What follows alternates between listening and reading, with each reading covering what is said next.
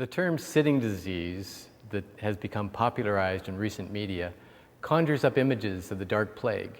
And in fairness, the researchers are attempting to convey the serious consequences that have become evidential in recent studies. This evidence suggests that if you assume a sedentary position, in this instance sitting, for prolonged periods of time, you should consider the statistical significance of contracting some disease process that will shorten your life expectancy.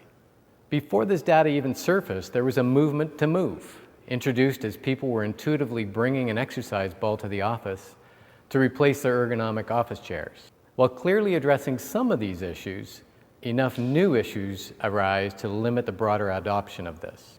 The initial response to this alarming revelation on the perils of sitting was to get people standing en masse. Now, many years after this stand-up revolution, the research is concluding that standing as an alternative to static sitting has the same challenges as static sitting if we don't move. As this was becoming apparent, our modern offices, led by a very welcomed new health and wellness movement, began seeking even more options away from sitting. In addition to inventions such as the treadmill desk, we can now find a plethora of behavior modification programs for our desktop, our laptop, tablets, and even our smartphones, all to remind us to move. But when all of this is put into practice, the greatest question is, what is and what will be the conformity to these new solutions? A new trend is emerging to blend all of the early notions, encourage sit-to-stand workstations, and in both situations encourage movement, create workplace design and philosophy that encourages movement, frequent exercise breaks, and yes, even naps.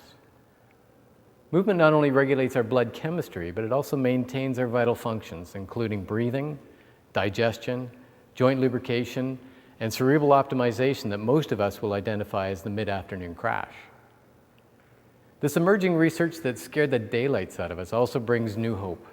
When we think about movement, it needs not be calisthenics every 20 minutes. What researchers are referring to as incidental movement, or the Mayo Clinic as an example refers to as non-exercise activation, in very small but frequent intervals, is sufficient to combat the sedentary effects of sitting static.